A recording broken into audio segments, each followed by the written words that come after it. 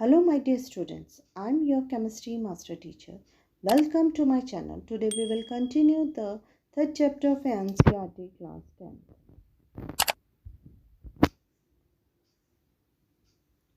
Metals and non-metals.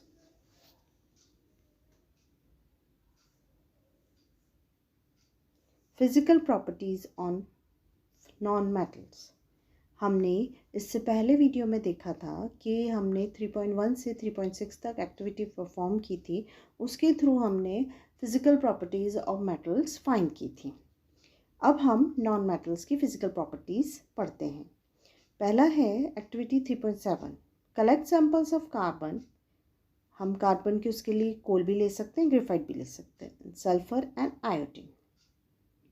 Carry out the activities 3.1 to 3.4 and 3.6 with these non-metals and record your observation. वही सारी activities हम in non metals के साथ perform करेंगे और हम उसके थ्रू हम उनकी फिज़िकल प्रॉपर्टीज़ फाइंड करेंगे।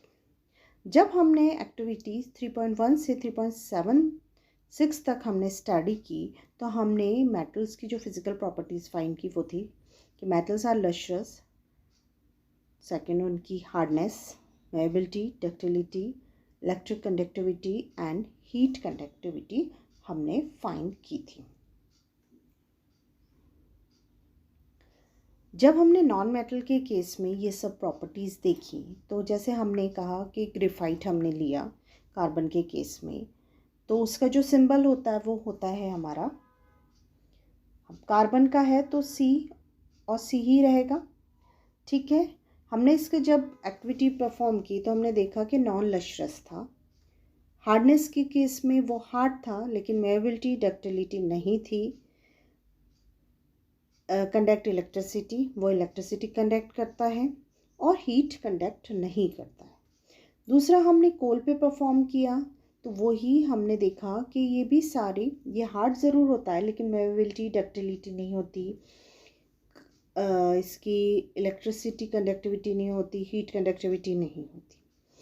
और दूसरे जो नॉन मेटल्स हैं जैसे सल्फ़र और आयोडीन, ये भी नॉन लस्ट्रस है। इससे हमने ये फाइंड किया कि पहली प्रॉपर्टीज़ जो नॉन मेटल की होती है वो होती है कि non metals are non lustrous. ठीक है, सेकंड जो हुई कि हार्डनेस के केस में सल्फ़र और आयोडीन जो थे वो हार्ड नहीं है, जबकि जो कार्बन की फॉर्म हमने ग्रेफाइट और कोल ली है वो दोनों हार्ड है।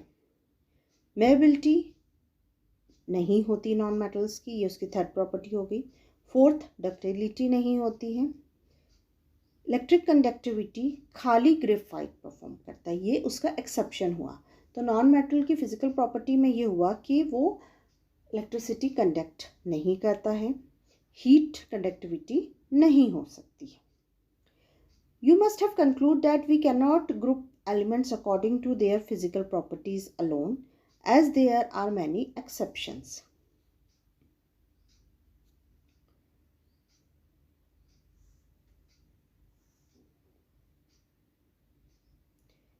All metal except mercury exist as solid at room temperature. जैसे हमने मेटल में कि हर के एक्सेप्शंस होते हैं, तो हमने जब मेटल्स में पढ़ा था कि वो सॉलिड्स होते हैं, लेकिन जो मरकरी है, खाली जो मरकरी है वो हमें एक लिक्विड फॉर्म में होता है। Metals have high melting point, but उसमें भी एक्सेप्शन है कि गैलियम और सीजियम के लो मेल्टिंग पॉइंट होते हैं। आयोडीन जो है वो एक नॉन मेटल है, but it is lustrous.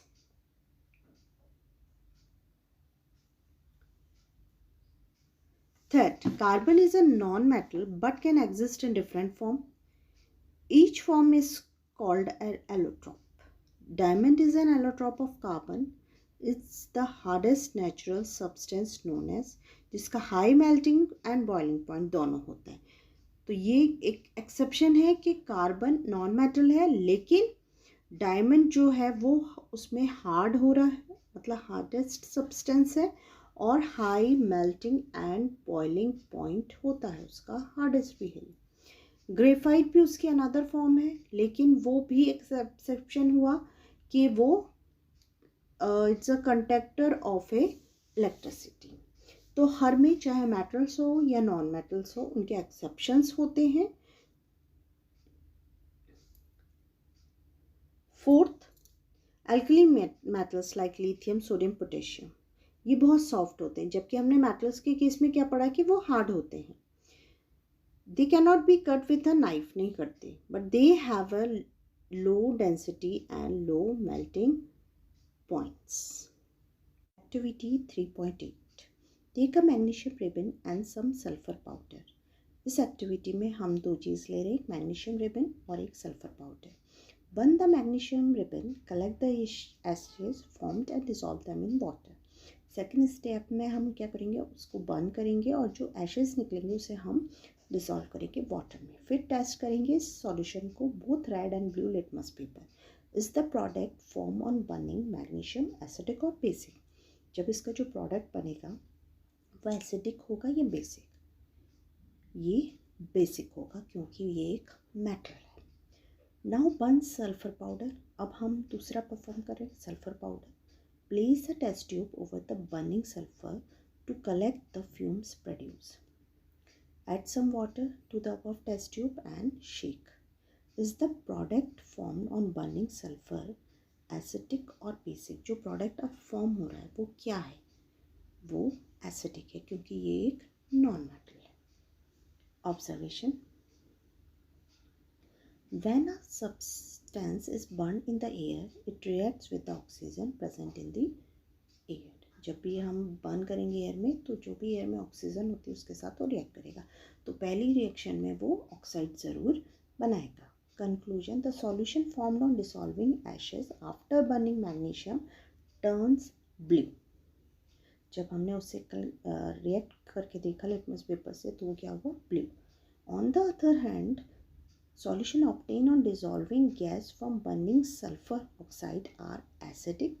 This reaction, पहली रिएक्शन क्या हुई, जब मैग्नीशियम को एयर में कर रहे हैं यानी ऑक्सीजन के साथ रिएक्ट कर रहा है तो वो मैग्नीशियम ऑक्साइड बना रहा है। फिर जब हम उसे वाटर में डिसॉल्व कर रहे हैं तो मैग्नीशियम हाइड्रोक्साइड बन रहा है। तो ये रिएक्शन क्या हुई, ये रिएक्शन बेसिक हुई। नेक्स्ट, जब सल्फर को हमने एयर में बर्न किया तो वो सल्फर ऑक्साइड बना रहा है। फिर जब हमने उसे वाटर में डिसॉल्व किया तो वो सल्फरस एसिड बना रहा है वो सल्फरस एसिड। दैट मीन्स कि metal oxide are basic and non metals are acidic in nature. तो हमने इस एक्टिविटी के थ्रू ये कंक्लूड किया कि मेटल ऑक्साइड जो होते हैं वो बेसिक होते हैं और नॉन मेटल ऑक्साइड जो होते हैं वो एसिडिक होते हैं।